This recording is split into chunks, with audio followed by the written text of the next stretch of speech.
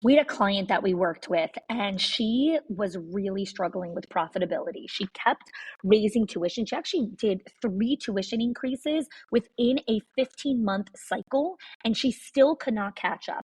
So I helped her work with our 6 money leaks in schools, and she only used 3 of the 6 money leaks and cut her expenses by 50%.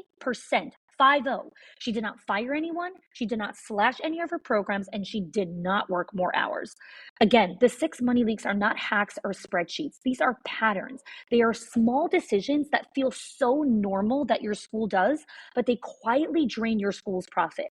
So if you've ever wondered why you're working so hard, but still not seeing the return, this is your first step to clarity. Click the link in the show notes and find out what it's actually costing you.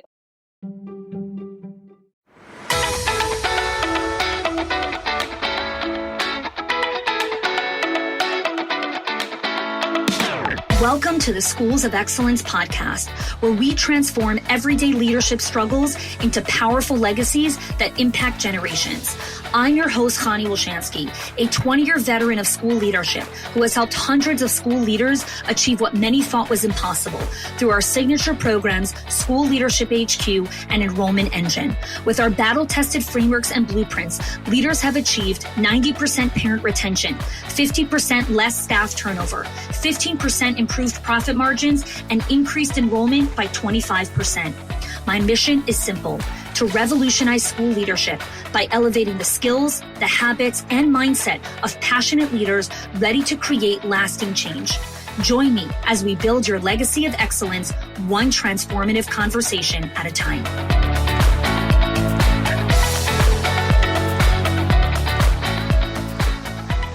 Welcome back to the Schools of Excellence podcast.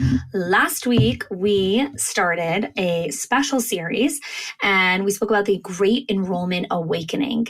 And today we're going to talk about the 3 hidden barriers to enrollment. So let's get real for a second, okay? Every school leader that I talk to has a story why enrollment feels so difficult. A narrative of external forces crushing their dreams, stealing their hope. I've heard it 1,000 times.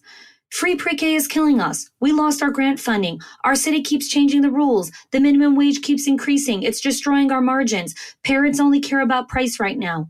I hear you. I really deeply hear you and see you. These are not just complaints. These are battle scars. Each one of these things that I just said carries the weight of sleepless nights, of passionate leaders watching their dreams get nibbled away by bureaucracy and economic pressures. I see you. That moment when you look at your enrollment numbers and wonder, how am I going to make this work? I see you in your soul. But here's the hard truth that's really, really difficult to accept. These are not your real problems. These are symptoms. They are massive, blinking, red warning signs exposing the cracks in how you've always done enrollment. Let me tell you about Sarah. Sarah's school sat in the epicenter of a universal pre-K tsunami. Enrollment dropped by almost 30% in less than 6 months. That is the kind of number that makes school owners wake up in cold sweats, and most of would have surrendered and closed the program and blamed the system. But Sarah did something totally different. She was working alongside us in Schools of Excellence, and I said, stop competing with free. You cannot outprice the government. So she outvalued them. She rebuilt her entire enrollment approach, not with slick marketing, not with desperate discounts, not with panic pivots, but by creating something free could never, ever offer. She created genuine, transformative community. And 6 months later, her her pre-K was full with a wait list at a higher tuition rate than before. This is not magic. Okay, this is what happens when you stop selling a service and start building a culture, start building a movement. So I want to share with you the 3 fundamental barriers preventing schools from enrolling families right now, from enrolling the right families right now. Number 1, Reactive versus intentional enrollment. Most schools are operating in a constant reactionary mode. You are not strategically enrolling. You are desperately filling spots. And what that looks like is you're chasing every lead indiscriminately. You're saying yes to any family that shows interest. You do not have a filter for alignment with your school's values and mission. And so you have misaligned families who drain your team's energy and don't truly fit your community. So that's the first barrier. The second barrier is messaging that doesn't connect.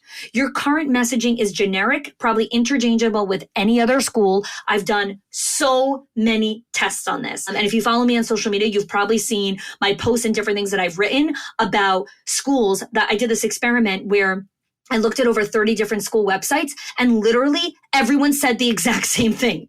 They were like, I could have interchanged every single school. You are focusing on features instead of transformation, and it is lacking in emotional resonance. And if you're not understanding that piece, go back and re-listen to the Great Enrollment Awakening in the first episode of this series. You'll understand what I mean by that.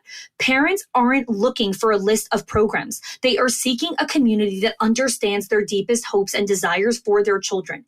And when your messaging feels like a brochure instead of a heart-to-heart conversation, you are invisible in a crowded market. I'm going to say that again. This is so important. Pause, listen, rewind.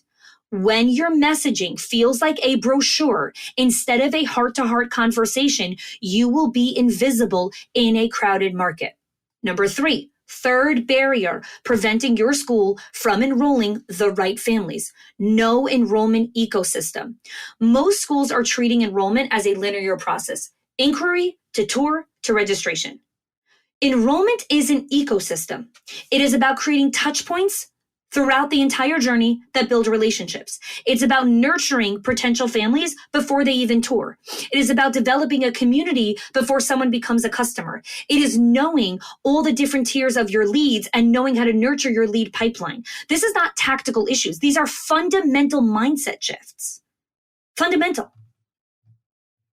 Now, I know you're listening to this and you're like, Bahani, my situation is different.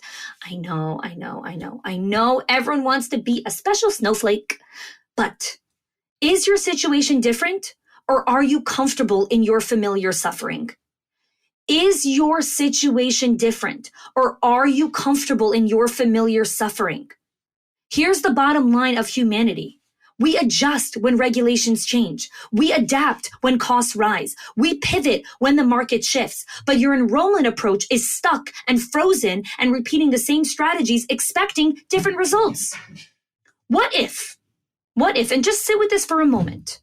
What if instead of fighting external factors and forces, you built enrollment systems that were so resilient they can withstand any season?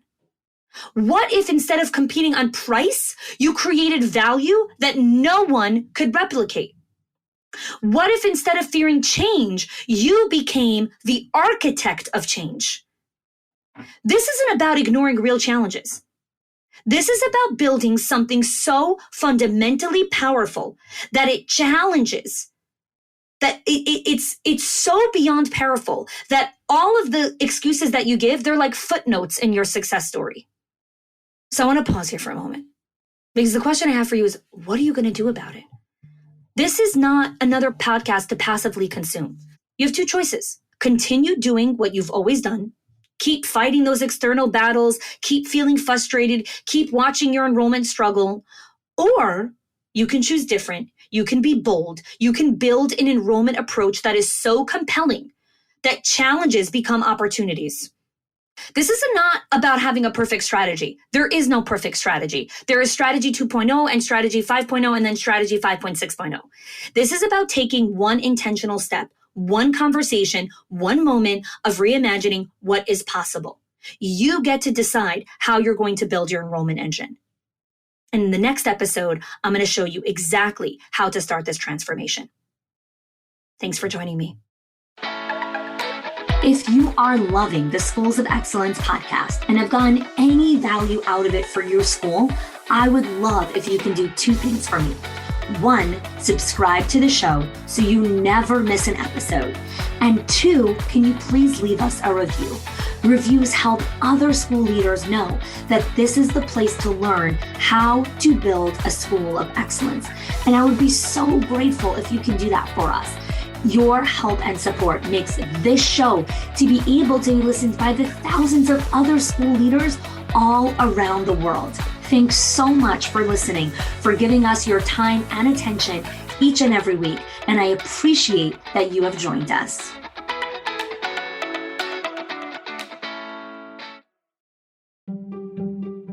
If your accountant has ever told you to cut back on professional development or slash your teacher appreciation budget or your staff development budget just so you could stay afloat, or has told you, hey, you probably can't go invest in that program, please listen. The problem is not that you're spending too much money on your people or yourself or your investment or your support system. It's that your school has invisible money leaks that are draining your profit, leaks that no spreadsheet will ever catch or accountant. So I created the 6 money leaks of schools that show you the 6 core areas that schools lose money every single month without realizing it. If you close even one of them, your profits will start to soar without sacrificing your team.